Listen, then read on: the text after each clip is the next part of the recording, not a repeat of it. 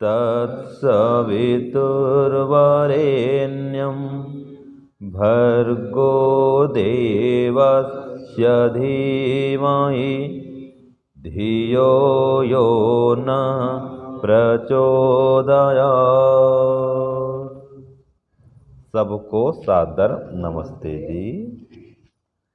दर्शन योग महाविद्यालय सुंदरपुर के यूट्यूब चैनल में आपका हार्दिक स्वागत है।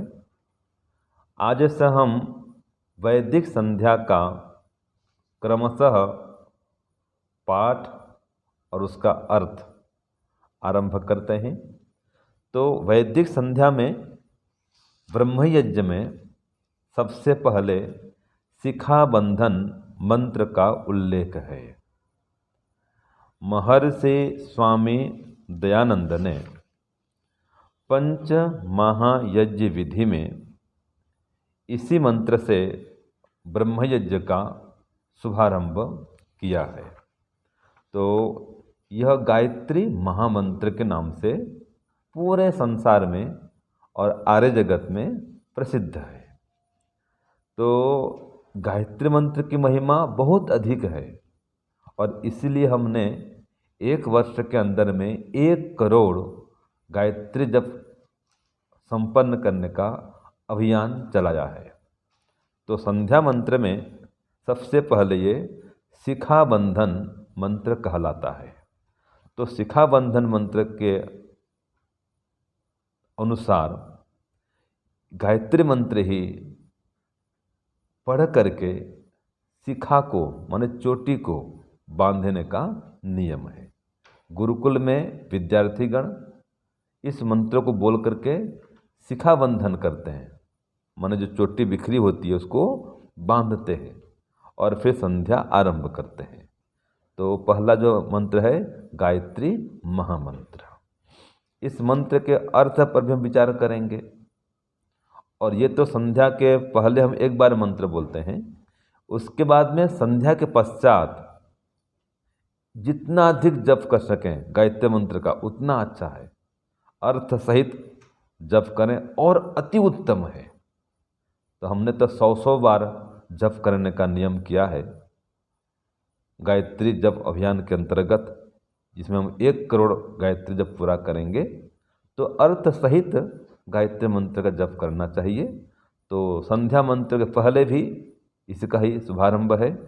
तो आइए फिर से एक बार गायत्री मंत्र बोलते हैं। ओम भूर्भुवः स्वाहा तत्सवितुर्वरेण्यं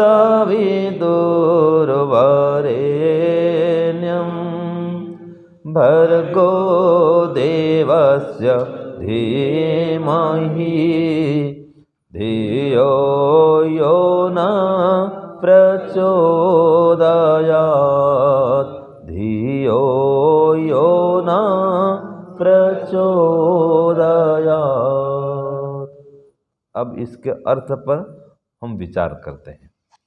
एक बार गायत्री मंत्र बोलेंगे और एक बार उसका मन में अर्थ करेंगे। तो क्या अर्थ है एकदम सरल ढंग से पहले हम समझेंगे, फिर कुछ इसकी व्याख्या भी करेंगे। जैसे कि ओम, हे ईश्वर आप सर्वरक्षक हैं, आप प्राणी मात्र की सदा सर्वत्र रक्षा करने वाले हैं, तीनों कालों में आप सभी के रक्षक हैं, हर प्रकार से रक्षक हैं, रोगों से, कष्टों से, दुखों से, दुर्गुणों से, विघ्न बाधाओं से, अनिति से, अधर्म से, पाप से, ताप से, शोक से, हर प्रकार से आप रक्षा करने वाले हैं। इसलिए ओम हे परमात्मा, आप सर्वरक्षक कहलाते हैं और तीनों कालों में सबकी रक्षा करने वाले हैं। फिर भूः अर्थात हे ईश्वर, आप प्राणों के भी प्राण हैं, अर्थात हमारे शरीर में 10 प्रकार के प्राण हैं। इन 10 प्राणों की आप रक्षा करने वाले हैं। प्राण, अपान, उदान, व्यान, समान, ये 5 मुख्य प्राण और 5 हैं उपप्राण, नाग, कुर्म, कृकल, देवदत्त और धनंजय। इन 10 प्राणों के हे परमात्मा आप रक्षक हैं, इसलिए आप भूः कहलाते हैं। और भूः माने कर्मकांड विद्या के भी आप जनक हैं। भू का अर्थ होता है कर्मकांड की विद्या। महर्षि स्वामी दयानंद ये भी अर्थ करते हैं, भू माने कर्मकांड की विद्या, तो परमात्मा कर्मकांड विद्या के भी जनक हैं। तो हे परमात्मा भू हैं, प्राणों के प्राण हैं, प्राणाधार हैं, हमारे 10 प्राणों के आधार हैं, 10 प्राणों के रक्षक हैं, पालक हैं, संचालक हैं, धारक हैं और कर्मकांड विद्या के भी प्रणेता हैं। आगे भुवः, हे परमात्मा आप स्वयं दुख से रहित हैं। तीनों कालों में भी ये 3 दुख आपको स्पर्श भी नहीं कर पाते हैं। कौन कौन 3 दुख हैं? आध्यात्मिक दुख, आधि दैविक दुख, आधि भौतिक दुख। जबकि इन तीनों दुखों से हर मनुष्य पीड़ित है। जिसने भी जन्म लिया है वो इन 3 दुख से पीड़ित है। तो हे परमात्मा आप स्वयं तो इन तीनों दुखों से रहित हैं और जो अपने उपासक हैं, भक्त हैं, उनको भी इन तीनों दुखों से रहित करने वाले हैं। तो आप परमात्मा भुवः कहलाते हैं। और साथ में भुवः का अर्थ होता है उपासना विद्या, तो आप उपासना विद्या के भी जनक हैं। कैसे उपासना करें, कैसे ध्यान करें, ये आप परमात्मा ही सिखलाते हैं, बतलाते हैं वेदों के माध्यम से। और विशेष करके सामवेद के मंत्रों में आपने ये विस्तार से बताया है कि हम आपकी उपासना कैसे करें। तो आप परमात्मा भुवः हैं। उपासना के माध्यम से हम समस्त दुखों से छूट सकते हैं, ये आप उपदेश करते हैं। आप भुवः परमात्मा स्वयं दुख नाशक हैं और आपकी उपासना करके हम दुखों से छूटें, ऐसी आप हमें ज्ञान देते हैं, ऐसी विद्या सिखलाते हैं, ऐसा ज्ञान विज्ञान प्रदान करते हैं। तो आप परमात्मा भुवः कहलाते हैं। फिर स्वः अर्थात हे ईश्वर, आप स्वयं सुख स्वरूप हैं, अनंत सुख के भंडार हैं और अपने भक्तों को, उपासकों को भी अपने सर्वोत्तम सुख का पान कराने वाले हैं। साथ ही आप ज्ञान कांड के भी जनक हैं। तो देखो भूर भुवः स्वः, तो आप परमात्मा कर्मकांड और उपासना कांड और ज्ञान कांड, तीनों कांडों के आप जनक हैं और पालक भी हैं, ज्ञापक भी हैं, उत्पादक भी हैं और इसका विस्तारक भी हैं, इसके विस्तारक भी हैं, इसका विस्तार भी करते हैं। और आप परमात्मा प्राणों के प्राण हैं, प्राणदायक हैं, दुखनाशक हैं और सुखदायक हैं। यह अर्थ हो गया भूर्भुवः स्वः। तो जब हम जप करते हैं तो मन में ये भाव आना चाहिए, भूः कहते ही प्राणदायक, भुवः दुखनाशक, स्वः सुखदायक, ये मन में आते रहना चाहिए। ओम हे ईश्वर भूर्भुवः स्वः, आप प्राणदायक हैं, दुखनाशक हैं, सुखदायक हैं। आप उपासना कांड और कर्म कांड और ज्ञान कांड के प्रणेता हैं। ये सब मन में भाव आना चाहिए, भूर्भुवः स्वः कहते ही। फिर तत् माने आप परमात्मा, तत् का अर्थ होता है जो परमात्मा इंद्रियों से ग्रहित न हो, जिनका हम इंद्रियों से ग्रहण नहीं कर सकते हैं, वो परमात्मा तत्, वह परमात्मा जो आँखों से देखने में न आए, कान में सुनने में न आए, ठीक है, किसी भी इंद्रियों से जो पकड़ में न आए, ज्ञात न हो, वो तत्, वह परमात्मा। तो हम बोलेंगे हे परमात्मा आप, तत् माने जब ध्यान करेंगे आप परमात्मा, आप इंद्रियों से पकड़ में नहीं आते। इन इंद्रियों से आपको देखा जाना नहीं जा सकता है। आप तत् परमात्मा इंद्रियों से परे हैं, अगोचर हैं। इसलिए बोलते हैं तुम हो एक अगोचर सबके प्राणपति, ओ स्वामी सबके प्राणपति। किस विध मिलूं दयामय, किस विध मिलूं दयामय, दीजे यह सुमति। ओम जय जगदीश हरे। तो तत् वह परमात्मा जो अगोचर है, तो उनसे प्रार्थना करते हैं तत्सवितु, हे परमात्मा आप सविता हैं, अर्थात सकल जगत के उत्पादक हैं। सविता का अर्थ होता है सूर्य, तो आप परमात्मा सूर्य स्वरूप हैं। और सूर्य आदि जितने प्रकाशक पदार्थ हैं, उन समस्त प्रकाशकों के आप प्रकाशक हैं। आप परमात्मा सविता हैं और समस्त ऐश्वर्य के देने वाले हैं। सविता माने समस्त ऐश्वर्य के आप देने वाले हैं, सर्वत्र विजय दिलाने वाले हैं और समस्त मनोकामनाओं को पूर्ण करने वाले हैं। तो आप परमात्मा सविता कहलाते हैं। तो तत्सवितु, ऐसे आप सविता परमात्मा की हम उपासना करते हैं गायत्री मंत्र के माध्यम से। और वरेण्यम, हम आपका ही वरण करते हैं। आप सर्वश्रेष्ठ वरण करने के योग्य हैं और स्वीकार करने योग्य हैं। वरेण्यम का एक अर्थ होता है आप स्वीकार करने योग्य हैं, आप ग्रहण करने योग्य हैं, आप वरण करने योग्य हैं। तो हम आपका ही वरण करते हैं। ठीक है जी, ये हो गया तत्सवितु वरेण्यम।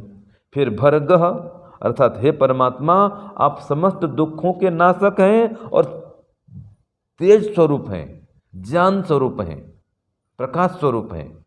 ऐसे भर्गः जो समस्त क्लेशों को आप भस्म कर देने वाले हैं, ऐसे आप भर्ग स्वरूप परमात्मा का धीमहि हम ध्यान करते हैं।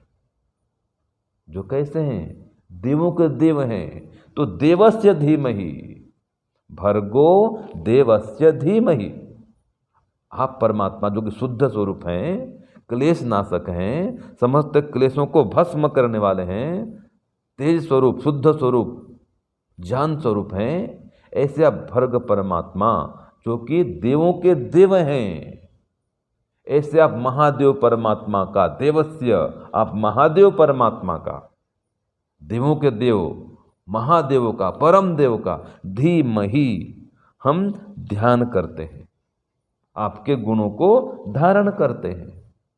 दया, दान, परोपकार और सत्य, अहिंसा, जो आपके ईश्वरीय गुण है, उन ईश्वरीय गुणों को हम धारण करते हैं और आपके शुद्ध स्वरूप का ध्यान करते हैं। फिर धियो यो नः, धिय माने बुद्धि। कैसी बुद्धि? धारणावती बुद्धि। आप, यो माने आप, वैसे तो जो अर्थ होता है, हम कहते हैं प्रार्थना में आप परमात्मा धियो, हमारी धारणावती बुद्धि को, जो बुद्धि कैसी है? धारणावती, धारण करने वाली है, ऐसी बुद्धि को आप परमात्मा, किसकी बुद्धि को? हमारी बुद्धि को। धियो यो नः, न माने हमारी धारणावती बुद्धि को प्रचोदयात्, आप सन्मार्ग में प्रेरित करिए, आप सन्मार्ग में इसे ले चलिए, वेद मार्ग में, योग मार्ग में, यज्ञ मार्ग में, धर्म मार्ग में आप हमारी बुद्धि को प्रेरित करिए, आपकी ओर ही हमारी बुद्धि को ले चलिए, विवेक, वैराग्य, समाधि की ओर। हे परमात्मा हमारी बुद्धि को आप अग्रसर करिए। यह है प्रचोदयात् का अर्थ। तो धियो यो नः प्रचोदयात्, हे परमात्मा आप हमारी बुद्धि को सन्मार्ग में ले चलिए, माने वेद मार्ग में, धर्म मार्ग में, आध्यात्म मार्ग में योग मार्ग में, आपके ही ईश्वरीय मार्ग में आप हमारी धारणावती बुद्धि को ले चलिए। उत्तम गुण कर्म स्वभाव में हमारी बुद्धि को प्रेरित कीजिए। यह है धियो यो नः प्रचोदयात्। तो इस प्रकार से गायत्री मंत्र का अर्थ हमें भली भांति विदित हो और इसके अर्थ को मन में बसा करके ये भाव सहित हम गायत्री मंत्र का जप करें। तो एक बार तो अर्थ भली भांति जान जाएं हम, फिर संध्या के मंत्र में इसका पहले पाठ करें गायत्री मंत्र का, फिर बाद में संध्या मंत्र आगे बढ़ाएं। तो संध्या मंत्र में इसको शिखा बंधन मंत्र कहा गया है। और जब संध्या पूरा कर देंगे, पूर्ण करेंगे वैदिक संध्या को, फिर बाद में भी हम इस प्रकार अर्थ सहित गायत्री मंत्र जप करें। 100 बार जप करें, दिन में सुबह शाम 2 बार जप करें। और सुबह शाम समय नहीं मिलता तो कोई बात नहीं, आगे पीछे भी कर सकते हैं। वैसे सुबह 4 से 8 और शाम को भी 4 से 8, इसके बीच में कभी भी संध्या ध्यान जप अवश्य करना चाहिए। जब भी टाइम मिले 4 के 8 के बीच में, ये सबसे अच्छा समय है संध्या करने का, ध्यान करने का, गायत्री मंत्र जप करने का बढ़िया समय है। और अपने घर में ही कर सकते हैं, ठीक है। नियम तो वैसे है, संध्या कहाँ करनी चाहिए जी?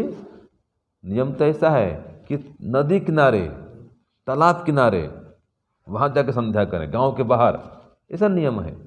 लेकिन अभी तालाब नदी किनारे कहाँ जाएंगे हम?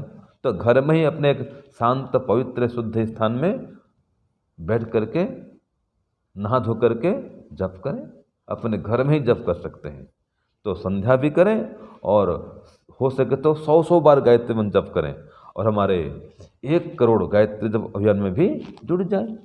ये अभियान सबके लिए है, जो भी जप करेगा अभियान में जुड़ जाएगा, ठीक है जी। तो इस प्रकार प्रातः सायं भी गायत्री मंत्र का 100 बार जप करें तो अति उत्तम है। और संध्या करेंगे तो संध्या में तो इसका उपयोग जरूर करें। ये शिखा बंधन का मंत्र है, ब्रह्म यज्ञ का वैदिक संध्या का पहला मंत्र है। इस मंत्र का हम भली भांति अर्थ का ध्यान करें और अर्थ सहित भाव सहित हम इसका जप करें, इसके माध्यम से ईश्वर का ध्यान करें। ओम शांति, ओम शम। सबको सादर नमस्ते जी।